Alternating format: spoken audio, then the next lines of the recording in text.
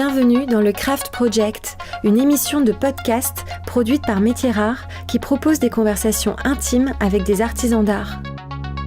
Un artisan d'art est un homme ou une femme qui choisit de faire apparaître de nouveaux objets sur la planète et consacre à cette tâche son corps, son âme et son esprit avec technique et poésie.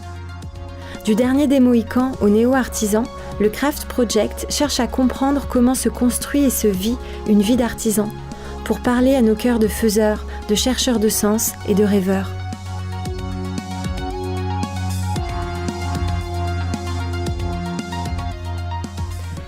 Je suis Raphaël Métiers Rares et aujourd'hui, j'interroge François-Xavier Richard. François-Xavier Richard est artisan dominotier. Ce mot, dans son mystère, dit parfaitement la rareté et l'éclectisme de son métier. Disons qu'il décore le papier, qu'il l'imprime, qu'il le peint, qu'il le gaufre, qu'il le fait monter en volume, qu'il joue avec ses propriétés. François-Xavier Richard a créé l'atelier Dauphard pour réinventer le papier peint. Un art qu'il invente donc, mais qu'il voyage aussi et qu'il partage.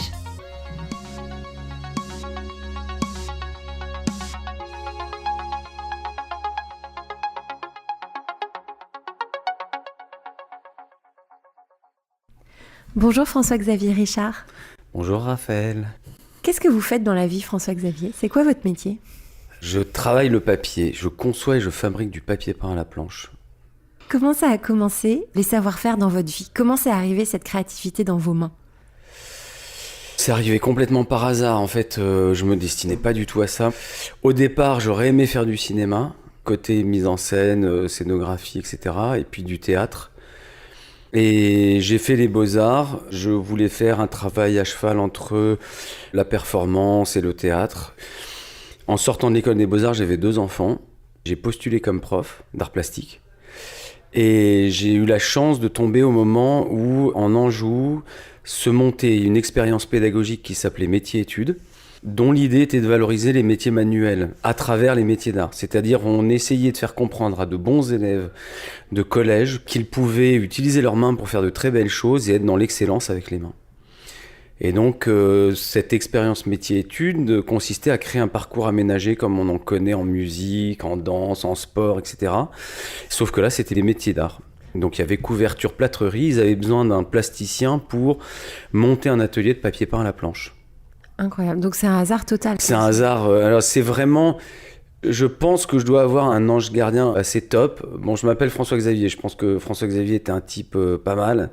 Pourquoi il est pas mal ? Qu'est-ce qu'il a fait de bien, lui ? Parce que c'est quelqu'un qui avait une ouverture au monde incroyable. C'est ce qui m'a toujours plu chez ce personnage et ce qui me plaît dans ces métiers. C'est de toujours apprendre des autres, quel que soit le biais, que ce soit la musique, que ce soit la peinture, que ce soit la matière, que ce soit les sciences, que ce soit l'agriculture, que ce soit tout ce qu'on veut. Et je pense que c'est quelqu'un qui d'abord se posait la question de ce qu'était l'autre et après arrivait avec son bagage à lui pour qu'il y ait une fusion qui se fasse de ces 2 matières-là et créer quelque chose qui fasse avancer un peu l'humain, quoi. Et les métiers manuels dans votre vie, plus enfant, c'était perçu comment dans votre famille ? Est-ce que vous bricoliez ? Est-ce qu'il y avait déjà des... Alors j'ai un père qui est très très bricoleur, c'est un bricoleur un peu de génie. C'est quelqu'un qui aurait aimé être artisan d'art, qui est de cette génération où on faisait des études avant tout. Donc mon père a fait des études d'ingénieur agronome. Et il aurait aimé être soit agriculteur, soit artisan d'art, dans le faire, dans la matière, dans le contact avec la nature, etc. Il voulait être aussi veto à une époque, enfin voilà. Et j'ai cet héritage-là. Et moi, j'ai été bercé à retaper des vieilles baraques, etc. Donc, c'était pas une honte du tout de travailler avec ses mains. C'est ça, ça n'a pas été difficile de faire accepter à votre famille votre Non, destin. ça a été plus difficile à la limite de leur faire accepter, quand j'étais à l'école des beaux-arts, des projets qui remettaient en cause un peu la société ou une certaine forme de société. Je m'exposais beaucoup en étant aux Beaux-Arts, je m'exposais pas mal parce que j'ai avancé des idées qui n'étaient pas du tout dans le moule, etc. Et ça leur faisait à la limite plus peur que de travailler une matière et pour eux ça a toujours été noble. Alors comment vous avez appris votre métier de dominotier ? Alors aujourd'hui on pourrait dire dominotier, c'est-à-dire que c'est le mot un peu élégant parce que c'est vrai que le papier peint c'est pas très élégant depuis les années 70-80, c'est devenu quand même assez synonyme de ringard et de moche. Ce que je pensais être avant de croiser la route du papier peint à la planche. En fait, on peut dire dominotier. Donc vous êtes devenu prof de quelque chose que vous n'aviez pas appris? Alors, il y a quand même une technique j'adore l'inconnu. J'adore être un béotien. C'est un des meilleurs postes d'observation du monde, de la vie, c'est de pas savoir et justement de se dire tiens, mais c'est un peu ce que disait Dali d'ailleurs. J'ai vu ça il y a pas longtemps, c'est marrant de devoir répondre à cette question parce qu'il disait vraiment ça. Lui, ce qu'il adore avant tout, c'est l'inconnu. Et c'est ça qui est vraiment l'aventure. Et du coup, oui, en sachant quand même que j'avais quelques notions de gravure, je me suis rendu compte après, parce qu'il nous arrive des trucs et souvent on se rend compte après que c'était pas tellement un hasard. Il y a une dimension de hasard, mais il y a une providence, il y a des choses qui agissent, il y a des ondes, il y a des tas de choses. J'avais un rapport au papier particulier. Et ça, je le savais pas. Je l'ai su depuis que je fais ce métier, mais avant, je le savais pas. Et c'est quoi? Racontez-nous ce rapport au papier. Qu'est-ce qu'elle vous dit, cette matière? C'est une matière qui est très proche de l'humain, en fait. C'est fragile comme un humain, mais que ça porte beaucoup de choses comme un humain. Le papier, en fait, si on y réfléchit, c'est une matière qui porte énormément de sens. À travers un matériau qui est à l'opposé de la... Enfin, pas à l'opposé, mais en tout cas qui n'est pas dans la noblesse. Ça peut dépendre aussi quand même des cultures. Mais à la base, c'est quand même une matière qui est faite pour répandre, divulguer, faciliter aussi la circulation des idées, de sa pensée, etc. Et sa richesse vient pas de ce qu'il est intrinsèquement, mais de ce qu'il porte et du sens qu'il donne, qu'il véhicule. Pour moi, le papier, c'est vraiment un alter ego qui est beaucoup plus puissant qu'on ne le croit. Et en tant que matière, comment le papier se comporte? C'est quel genre de matière? C'est une matière docile? C'est une matière difficile? C'est très chiant, le papier. C'est difficile? C'est comme l'humain, ça fait jamais ce qu'on lui demande, ça fait jamais... Le papier, ça se roule quand on veut que ce soit plat, ça se corne quand on le veut bien net, ça se casse quand on veut faire un pli, enfin c'est infernal. Ça s'envole facilement, ça reste pas en place, et c'est en même temps inerte et tout le temps dans le mouvement, voilà. Et c'est une matière qui est assez contrariante parce que je pense comme toutes les matières, elle nous domine quand même pas mal, et c'est là que toutes les matières, je pense, nous amènent en tant qu'humains à faire preuve d'une certaine dose d'humilité parce qu'on la maîtrise tant bien que mal. On est obligé de faire rentrer dans la matière des paramètres assez incroyables pour réussir à la maîtriser ou à la dompter un petit peu. Et le papier, dans ce contexte-là, c'est quand même une matière particulièrement pénible parce que ouais, ça se déchire, ça se froisse, et en même temps, c'est assez génial parce que ça peut résister de manière très surprenante. Pour moi, le papier, ça a vraiment une forme de magie.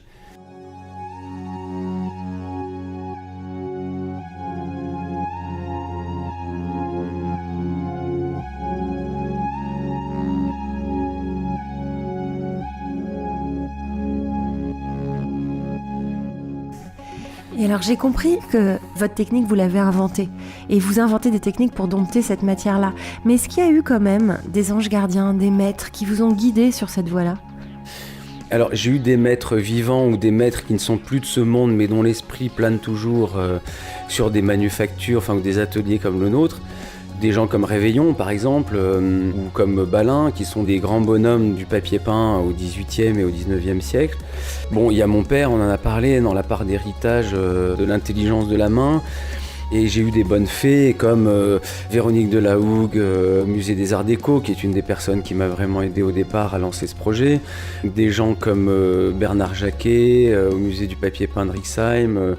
La Fondation Bettencourt-Schuller qui m'a beaucoup apporté, beaucoup aidé, beaucoup entendu, etc.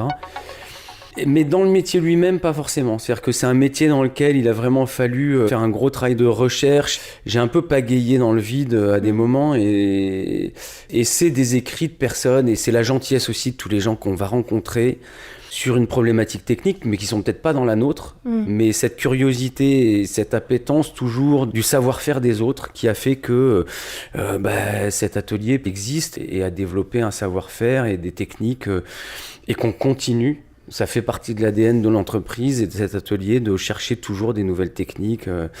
Évidemment, il y a une base, j'ai quand même appris un tout petit peu. J'ai approché le métier par l'entreprise Moni. D'accord. J'ai passé que 6 mois, mais j'oserais dire que c'est quelqu'un qui était plus à la hauteur de ce qu'était la manufacture qu'avait montée son père et qui a un petit peu vraiment perdu ce patrimoine. Et aussi un maître, c'est le temps et c'est l'histoire. C'est-à-dire que, en fait, j'ai énormément appris. Et j'essaie de faire comprendre ça aux gars, et je dis aux gars parce que c'est quasiment que des gars qui bossent ici, par l'histoire, par les papiers peints anciens qu'on retrouve, etc. Et c'est en les observant et c'est en regardant tous ces papiers anciens, toutes ces techniques, etc., qu'on a appris énormément de choses. Parce que justement, vous utilisez des techniques anciennes.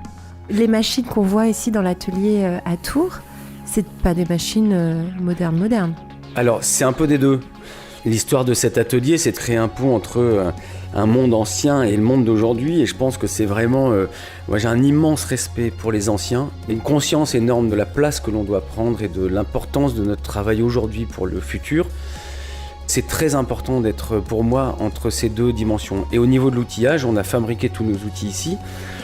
J'ai un peu commencé par le commencement d'une certaine manière. On a fait avec mon père, on a fabriqué... alors tout est fait avec des matériaux de récup, etc. au départ. Puis bon, on s'est amélioré avec le temps. Mais on a commencé par faire une presse, une copie du 18e en bois, etc. Et rapidement, on s'est rendu compte que, en fait, il y avait plein de choses qu'on pouvait remplacer de manière avantageuse avec des outils beaucoup plus modernes. L'équilibre a toujours été de conserver la main comme dernier. C'est vraiment la main qui a le dernier mot. D'accord. C'est la main qui est l'intermédiaire. Le reste, ça ne sont que des outils. On utilise beaucoup l'informatique, toutes les planches sont faites numériquement. Pour moi, c'est qu'un outil, c'est juste une gouge qui avance avec l'électricité, quoi, grosso modo. C'est pas plus que ça. C'est ce qu'on va y mettre et c'est toute l'intelligence aussi qu'on va mettre en amont pour utiliser cet outil d'une certaine manière et l'adapter à nos savoir-faire. Donc c'est tout ce travail-là qui a été fait. Et alors racontez-nous justement, quand vous avez monté cet atelier, vous aviez quel âge ? J'avais 26 ans. Ou 27 Comment vous ans, avez fait ? Quel budget il faut pour monter un atelier comme le vôtre à 26 ans ? Enfin, peut-être pas comme celui que je vois aujourd'hui, j'imagine. C'était déjà là ou... Non, je l'ai monté, j'ai un papier, un crayon. Ah oui. Ouais, le budget, c'est le budget de l'envie. J'ai commencé avec 10 000 francs. Ah oui. J'ai emprunté à mon épouse 10 000 francs d'économie qu'elle avait. Elle a cru au projet, il y a des moments où c'était un petit peu plus compliqué. Ça a été 5 ans de recherche et de bricolage et d'acharnement et de découragement, etc. Enfin, j'ai failli vendre 3 fois l'atelier, j'y croyais plus, etc. Et il a fallu 10 ans pour vraiment finir par y croire et se dire, bon, ça va quand même quelque part, on a quand même déjà commencé à créer un patrimoine, etc. Et il faut pas laisser tomber tout ce truc-là. Moi, je pense que le budget, c'est pas le problème. On le trouve d'une manière ou d'une autre. Et je pense qu'il y a plein de choses qui peuvent être faites avec beaucoup de bon sens et avec de l'ouverture aux autres. On arrive toujours à joindre le savoir-faire de trucs avec la compétence de machin, avec etc. Et on arrive à avancer comme ça. Et puis voilà. Mais les premiers papiers, je les ai faits, moi, on fête nos 20 ans l'année prochaine. J'ai un gars avec qui je bosse là sur la communication, on va faire une vidéo qui raconte les 20 ans de cet atelier et en racontant les premiers gaufrages qu'on a fait, les premières tontisses, enfin dans des choses techniques assez complexes. J'adore les mots techniques que je comprends pas, faut vraiment pas hésiter. Alors tontis repiqué, flocage, etc., gaufrage. Les premiers qu'on a fait, c'était avec des charrues. On revenait à l'ère presque du silex. Au départ, je devrais reprendre Moni. Et heureusement, d'une certaine manière, ça s'est pas fait parce que je me suis pas embourbé dans une espèce de problématique familiale qui aurait été plus pesante qu'autre chose. Ça a permis du coup aussi tout de suite d'intégrer la création, même si on n'a pas créé au départ. En tout cas, l'esprit de création, la créativité était dès le départ de l'entreprise, de l'atelier, dans sa construction. Parce que vous dites on n'a pas créé au départ, ça veut dire qu'au départ, vous répondiez à des demandes d'autres créatifs, c'est ça ? Au départ, on répondait surtout à des demandes de monuments historiques. Ah oui. Il faut savoir que c'est une technique telle qu'on la pratique. En fait, grosso modo, le papier peint à la planche, c'est un peu la Reuss du papier peint. C'est le jacquard-main pour la soie, c'est... voilà, pourquoi c'est la Reuss ? Parce que l'impression est plus fine, les couleurs sont plus belles. Pourquoi c'est plus beau ? C'est plus beau parce que la matière est plus belle, c'est des matières naturelles, ce qu'on appelle principalement une détrempe, qui est un mélange de pigments en poudre et de colle de peau de lapin. C'est des couleurs qui s'empilent les unes sur les autres. La démarche intellectuelle est toujours plus satisfaisante qu'une quadrichromie, quoi. C'est quand même plus puissant, je trouve, en termes de rendu. C'est beaucoup plus pictural, c'est très mat, pour moi, il y a tout... J'ai du mal à comparer les deux, c'est vrai, même si de temps en temps, nous, on utilise le numérique, mais comme complément un petit peu, comme jeu complémentaire avec la planche. C'est la Reuss du papier peint. Donc c'est les monuments historiques qui peuvent se permettre... Et en fait, depuis les années 40, cette technique s'est arrêtée, parce qu'on n'avait plus les moyens techniques de fabriquer des planches. En grande quantité ? Non, mais même fabriquer des planches, ça devenait hors de prix. Donc on ne pouvait plus faire de papier peint à la planche quasiment depuis les années 40. Ouais. Les planches, c'est la matrice d'impression. C'est le tampon dont on va servir pour reproduire l'image. D'accord. Les tampons, puisqu'on en a un par couleur. Et c'est ce qui a fait disparaître ce métier. Donc l'origine en fait de l'atelier Dauphard, c'était de dire voilà, on va remonter cette technique, on va proposer du papier peint à la planche. Du coup, au départ, je savais que la demande serait plutôt les monuments historiques. D'accord. Mais tout de suite, venant des Beaux-Arts, etc., puis moi, si on m'avait dit un jour que je serais fabricant de papier peint à la planche, donc artisan d'art et entrepreneur, parce qu'à un moment donné, quand on a même une petite boîte de 3-4 personnes, ça reste une entreprise avec Bien des salariés, sûr. etc.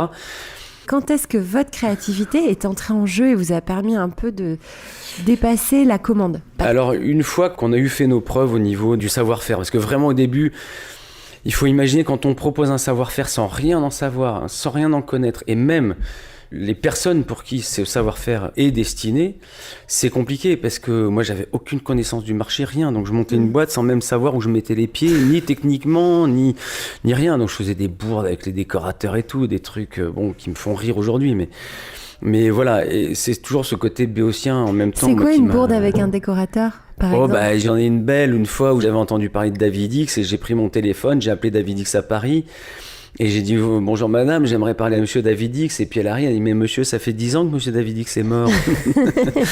Normalement j'étais censé savoir dans le monde de la déco que David X était mort dans les années 80, enfin un peu plus de 80, mais voilà.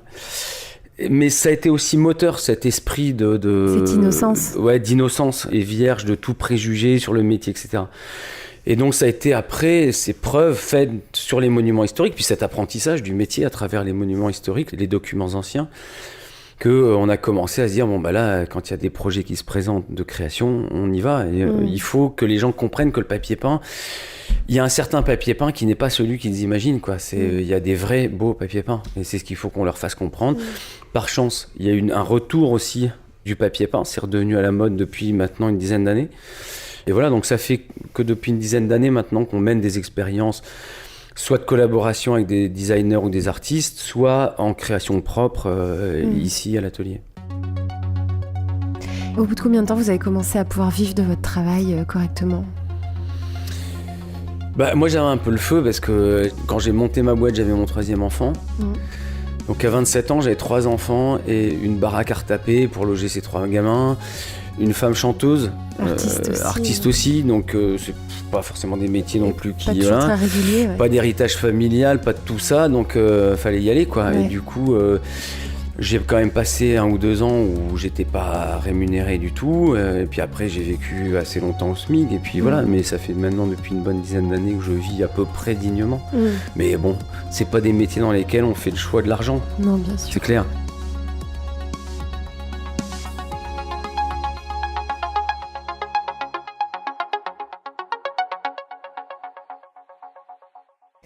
À quel moment le prix Bettencourt est arrivé dans votre vie? C'était il y a combien de temps? 2009. 2009. On l'a eu en 2009, il y a 10 ans. Il y a 10 ans, justement. C'est drôle, c'est 10 ans. Hein, Nous, on s'est monté aussi en 99, mais toute fin 99. Comme là, on va fêter nos 20 ans, je voudrais que la Fondation soit à nos côtés. Et oui, et c'est vrai que la Fondation Bettencourt a fêté ses 20 ans cette année. Et ouais, elle a fêté ses 20 ans cette année, donc on est vraiment sur le même tempo. On a eu le prix en 2009 alors qu'ils fêtaient leurs 10 ans, et ils donnaient le prix à 10 personnes pour leur parcours et leur démarche. Pas pour une œuvre, aujourd'hui, aujourd'hui c'est un prix qui est décerné pour un objet, évidemment derrière un artiste, une démarche, etc. Mais nous c'était carrément, on n'avait pas d'œuvre à proposer, c'était vraiment la démarche qui était... Voilà. Et ça vous a aidé beaucoup? C'était pas un prix aussi important qu'il l'est maintenant? C'est le moment où ça commençait aussi un petit peu à prendre de l'importance. Qu'est-ce que vous avez fait avec cet argent à cette époque? Vous avez acheté une nouvelle machine? Je l'ai mis dans l'entreprise pour travailler. Alors je sais plus, à l'époque, on travaillait sur une nouvelle presse ou un truc comme ça. Je crois qu'on fabriquait une nouvelle presse, ouais. Et puis ils nous ont aidés aussi après parce qu'on avait un projet.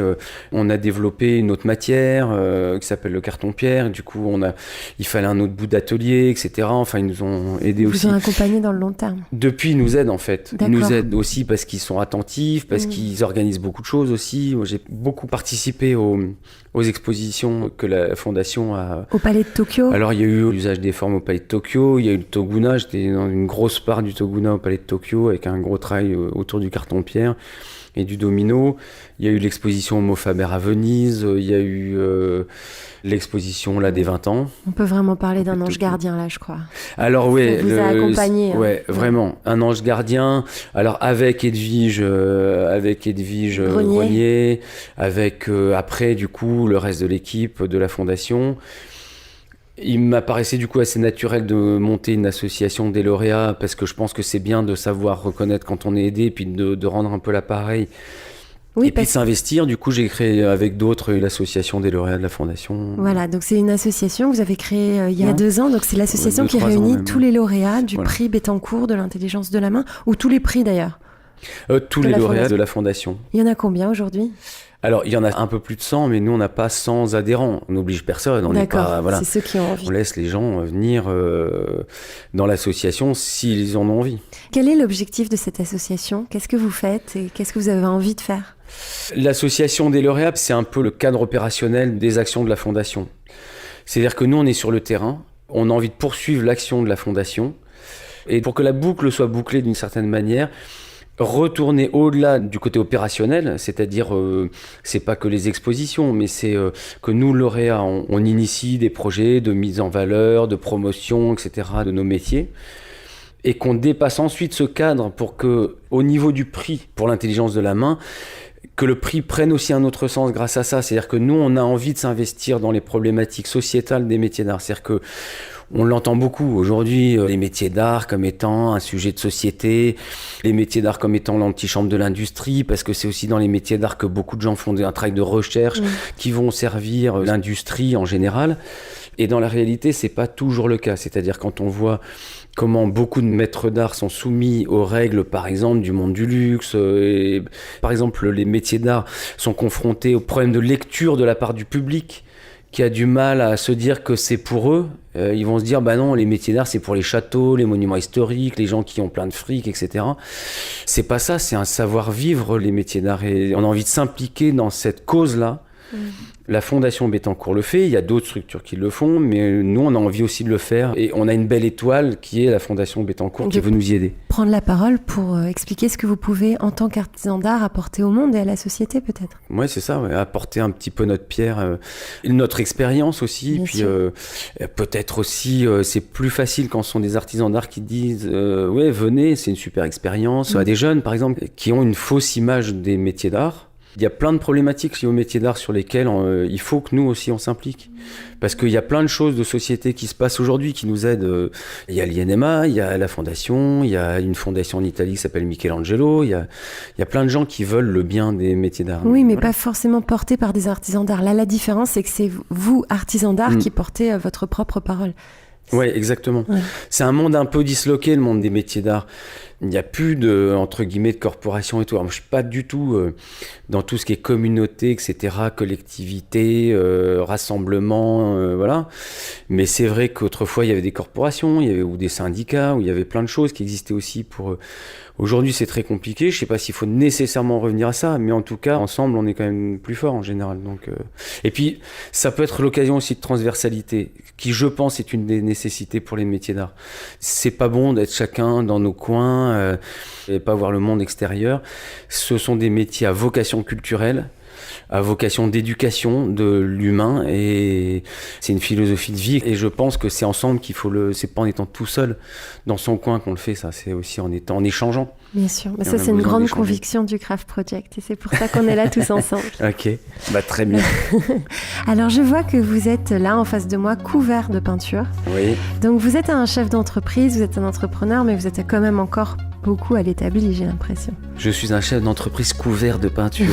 Tant que c'est pas de goudron et de plumes, ça va. Mais moi, c'est ce qui me plaît. Je veux pas que cet atelier devienne un atelier que de production, de production à grande échelle. Je serai en contradiction complète avec ce que je suis et ce que je veux. Donc, il y a des moments, évidemment, je suis habillé à peu près proprement, ça m'arrive dans la journée, mais quand ça dure trop longtemps, j'étouffe, quoi. J'ai besoin d'être en contact avec la matière, ça c'est évident. Vous avez mal où le soir après une journée à l'atelier ? J'ai envie de dire que j'ai mal partout sauf aux mains. Oui. Ouais, on a mal partout, on est debout toute la journée. Il y a vraiment un seul endroit où j'ai jamais de crampes, quasiment, où j'ai jamais vraiment de douleur qui m'empêche de faire quelque chose, c'est les mains. Mais les avant-bras, parce que en plus, moi j'oscille entre beaucoup l'ordinateur et l'atelier. L'ordinateur, tout ce qui est graphisme, c'est des douleurs dans tout le bras. L'épaule droite, ça peut être l'enfer, etc.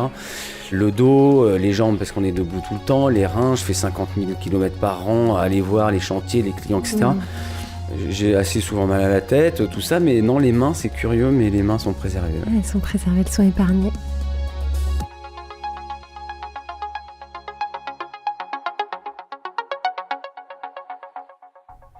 Je vous ai pas demandé votre chiffre d'affaires, j'ai pas osé, mais là j'y vais, je me lance. Je fais un tout petit chiffre d'affaires, moi, c'est pas une grosse boîte. On est aux alentours d'un peu plus de 300 000 euros par an. Ouais. Donc ça tire atelier, encore, ouais. Pour moi, c'est un atelier qui est naissant. Ça fait 20 ans, on a fait du papier peint à la planche. On a aujourd'hui la palette technique dans le domaine du papier peint la plus large qui soit. On a développé le carton-pierre, on peut gaufrer du cuir, je travaille le washi imprimé à l'huile, le papier imprimé à l'eau de javel, le papier thermique. C'est toute cette richesse-là qui a coûté beaucoup. En fait, ça a été des investissements constants. Et aujourd'hui, voilà, c'est un potentiel énorme qui ne demande qu'à se développer. Et puis moi, j'ai envie de développer aussi d'autres projets, quoi. Le papier peint, c'est bien, mais... Racontez-nous ça. Alors déjà, j'ai envie de dire d'autres choses avec le papier peint, parce que le papier peint, c'est beaucoup d'autres choses que ce qu'on imagine. Pour moi, je me suis rendu compte que l'industrialisation dans le papier peint avait énormément réduit les possibilités qu'offrait le papier dans le décor. Et en fait, le papier peint, c'est un livre ouvert et ça peut devenir un support pour raconter des choses incroyables. Ça peut être aussi un support pour raconter l'architecture ou pour l'accompagner, où on a oublié beaucoup de choses avec le papier. On l'a cantonné à un produit vraiment, j'aime pas ce terme de produit, un produit de décoration qui permet de couvrir des surfaces de manière efficace, et on a complètement oublié toute la poésie qu'on pouvait y apporter. Notamment, il y a une chose qu'on a complètement oubliée, c'est que on oublie qu'on découpe et qu'on colle du papier peint. Et donc, quand on fait un décor en papier, on n'a jamais dit qu'il fallait en tartiner tous les murs. Nous, on a des décors, par exemple Napoléon III, où c'est un jeu de découpage, où c'est 1000 morceaux de papier qui constituent un décor. Et donc, c'est un support pour raconter plein de choses. Et donc, alors ça, c'est un truc, moi, que je vis beaucoup dans les monuments historiques et que j'adore, c'est qu'il y a toute une démarche d'enquête, etc. En ce moment, par exemple, on fait le sujet papier peint par excellence. Pour moi, c'est la maison de Proust, enfin, la maison de Tante Léonie. Et ça, c'est génial parce que la maison de Tante Léonie, c'est l'endroit où Proust va vivre un peu ses premières expériences émotionnelles, dont il va avoir le souvenir, en tout cas, avec cette fameuse Madeleine, puisque c'était dans cette maison-là qu'il a vécu ces moments dont il se souvenait. Et en plus, ce qui était assez génial, c'est qu'ils nous ont fait venir pour un projet dans lequel ils croyaient qu'on allait juste renettoyer les décors. Et on leur a dit, mais les décors que vous avez mis en place, enfin pas vous, mais vos prédécesseurs, sont des décors des années 50. Et donc, ce ne sont pas les décors que Proust a connus. Et donc, j'ai recherché partout dans la maison des traces de papier peint que j'ai retrouvées. Des sous-couches Des sous-couches dans des placards, sous des trucs, etc., incroyable. Dans des endroits improbables. Et on retrouve des traces de papier peint. On leur dit, voilà ce qu'était la maison de Proust. Et vous avez réussi à reconstituer le décor de Proust ? On est en train de travailler, du coup, l'architecte du patrimoine qui travaille sur le projet, tout d'un coup, a eu un flash en disant, mais oui, mais c'est génial, on va pouvoir remettre la maison de Proust telle qu'elle était. Et ça, j'adore, parce que ça raconte...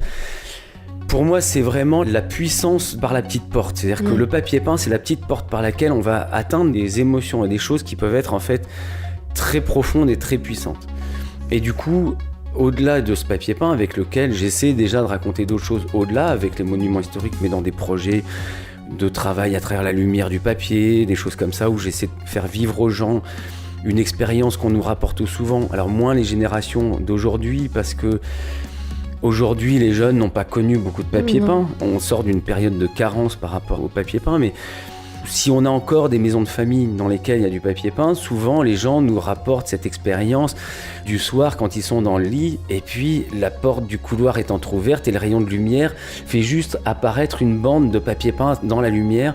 Et on s'imagine des tas de trucs, des espèces de monstres, et voilà. Ou alors une voiture passe et se gare, et puis le rayon de lumière du phare qui balaye comme ça le papier peint fait imaginer un peu comme ça la dérobée, encore une fois, des monstres et des images. Voilà. Donc l'idée, c'était d'emmener les gens dans cette expérience-là où ils découvrent des motifs de papier peint à travers la lumière d'un dispositif lumineux qui éclaire par l'extérieur une pièce. Et la lumière ne passe qu'à travers les portes et les fenêtres, et du coup, on découvre Et L'histoire se révèle. prête à l'imaginaire des... Voilà. Moi, je pense que le papier, en général, le papier peint, mais le papier plus généralement, est un incroyable excitateur de l'imaginaire des gens. Et c'est quel qu'il soit, que ce soit à travers le livre, l'image, etc. Et puis du coup, il y a des projets aussi à travers, là, du coup, plutôt le papier, en général, avec un travail toujours dans cette idée d'excitateur d'imaginaire et de lien très profond avec l'intime. Un travail sur le son du papier, qui est le fruit d'une résidence à la Villa Kujuyama, à Kyoto. Vous avez créé un orgue, c'est ça ? Donc voilà, je conçois et je suis en train de fabriquer un orgue en papier. Alors c'est pas un orgue des tuyaux, hein, c'est un orgue dans le sens où c'est plein de jeux différents, de mise en mouvement de papier. Et ces mises en mouvement de papier vont créer des claquements, des froissements, des pages qui se tournent, des choses...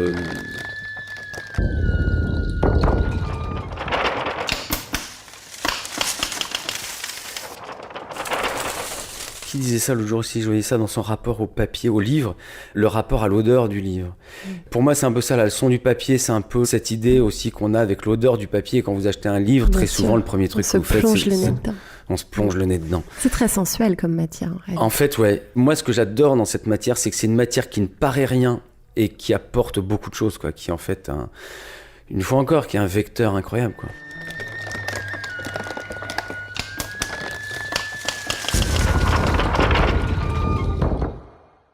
Et puis, vous explorez les volumes, là, peu à peu, avec votre carton-pierre. Oui, alors c'était une démarche plutôt écologique au départ, de recycler nos chutes de papier. Et j'ai découvert le carton-pierre. Je voulais faire un truc autour du carton, papier mâché, tous ces trucs-là. Le carton-pierre, on en connaît sans le savoir. Le carton-pierre a été utilisé jusqu'à la fin du 19e siècle. Et souvent a été utilisé pour faire des décors. On pense que c'est du stuc ou du bois gravé, du plâtre ou du bois, mais en fait c'est du papier mâché. Alors du papier mâché avec chacun sa petite recette aussi et tout ça, mais le carton-pierre c'est un mélange de papier mâché, de pigments et de colle naturelle. Et c'est un matériau qui a aussi sa forme de magie. Parce que c'est un matériau qui change d'état en fonction de... En fait, quand on le met dans l'eau, il est souple comme un cuir. Et quand il sèche, il redurcit comme de la pierre. Donc déjà, du carton-pierre, c'est presque un truc d'alchimiste. Enfin, ça, c'est assez étonnant. Du coup, ça permet de faire des volumes et des trucs. Et puis en plus, c'est ininflammable. Donc on a fait par exemple un projet pour le Palais de Tokyo, pour l'usage des formes. On avait fait un mur sur papier thermique en utilisant cette matière qui permettait de faire réagir le papier à la chaleur. Ça donne envie d'en savoir plus. J'ai vu qu'il y avait 3 jeunes stagiaires dans cet atelier. Quel est l'avenir de votre métier après vous ? Qu'est-ce que ça va devenir ? Je n'en sais trop rien. L'avenir... Alors, je ne sais pas si l'avenir se situe autant au niveau des métiers d'art que du papier peint. J'ai envie qu'au niveau de ce que je défends comme idée ici, les choses se poursuivent. On essaie de transmettre certaines valeurs à ces stagiaires. De là, leur transmettre le métier, en fait, moi j'ai un problème, c'est que j'ai monté ça il y a 20 ans. J'ai envie un petit peu aussi d'en profiter pour l'instant. Surtout qu'il y a quelqu'un qui s'amuse à tout me piquer il y a quelques années, qui a monté son atelier en me piquant toutes nos techniques, carnet d'adresses, etc. Donc ça m'a un petit peu aussi échaudé. Ça m'empêche pas de prendre des stagiaires, mais la transmission, alors je crois que c'est un des trucs dans lequel je suis pas super bon. Je pense qu'il faut avoir l'honnêteté de le dire. J'étais pas bon prof, heureusement que je me suis arrêté, j'ai pas fait ça longtemps. C'est vraiment une vocation. Moi, je prends vraiment pas ça à la légère. Je pense que les profs sont hyper importants c'est vraiment les premiers contacts qu'on peut avoir. J'ai essayé de leur transmettre ce que je peux. L'avenir du métier, j'ai 2 enfants qui s'y intéressent d'assez près, qui sont en études là maintenant. L'un qui est dans le design et l'autre qui est dans archi d'intérieur, design, graphisme. Je crois qu'ils ont baigné dans le truc sans que je m'en rende compte plus que ça. Ayant vu beaucoup d'histoires familiales qui tournaient vinaigre, j'ai surtout pas voulu ça pour mes enfants. Donc à la limite, moins je leur en parlais, mieux c'était. Et en fait, c'est comme quand on prive un enfant quasiment de quelque chose, ça excite tellement sa curiosité qu'ils ont absolument voulu y aller. Donc maintenant, dès qu'ils sont là un week-end, je suis même plus dans mon atelier. Il faut que je me tienne dans un coin parce qu'ils font leurs expériences de trucs et de machins. Ouais, ils sont...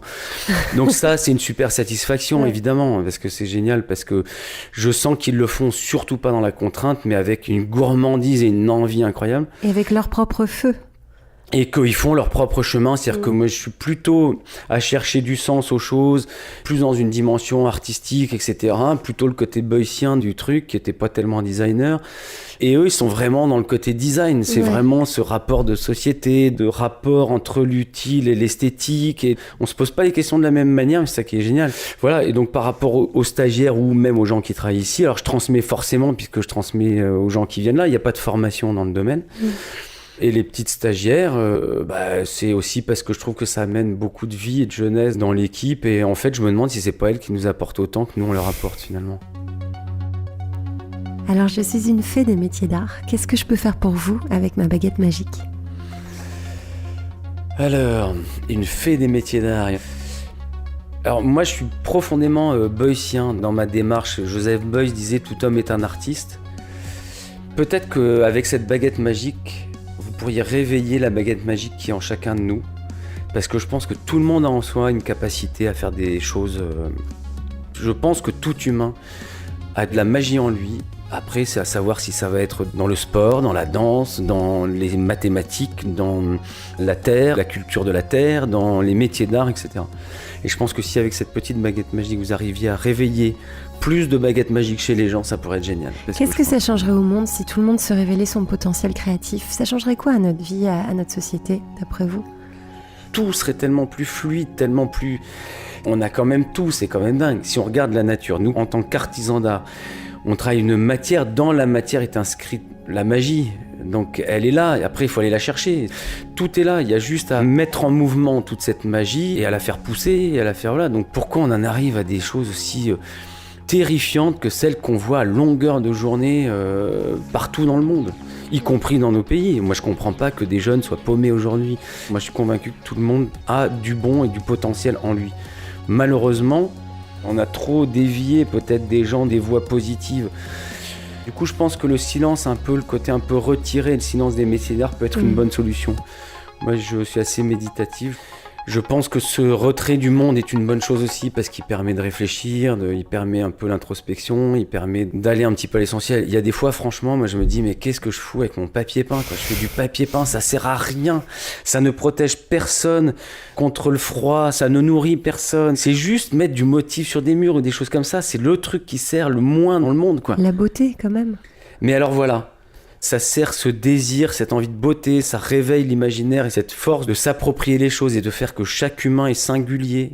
Mais il y a des fois, quand vous êtes devant votre ouvrage à vous dire je fais des petits trucs comme ça sur des bouts de papier, c'est pas ça qui va sauver l'humanité, quoi. Mais pourtant, le lendemain, on y retourne et on se dit mais sans ça, sans ce désir d'inutile, de choses vraiment gratuites, et je pense que l'humanité...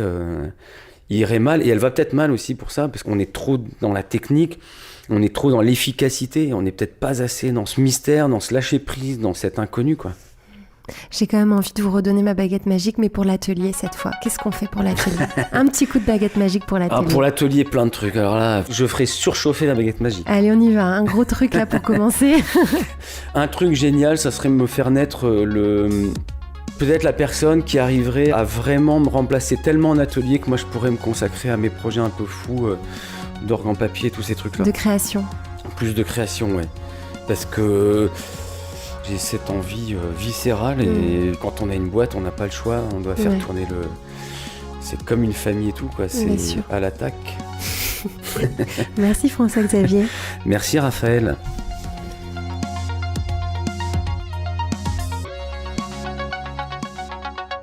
Métiers Rares est un studio de craft thinking. Le jour, Métiers Rares imagine et bâtit des ponts entre les métiers d'art et les marques. La nuit, Métiers Rares produit des podcasts qui célèbrent l'excellence et la créativité des humains. Si vous avez aimé ce podcast, dites-le nous avec 5 étoiles. Abonnez-vous, parlez de nous. Suivez-nous sur Instagram @métiers-rares. Suivez-moi sur Instagram @Raphaël Métiers Rares. Cet épisode du Craft Project a été copiloté par Pierre Salagnac. La signature musicale a été créée par Velvet Stairs. Je remercie Philippe Calvérac pour le montage minutieux et le mixage exigeant.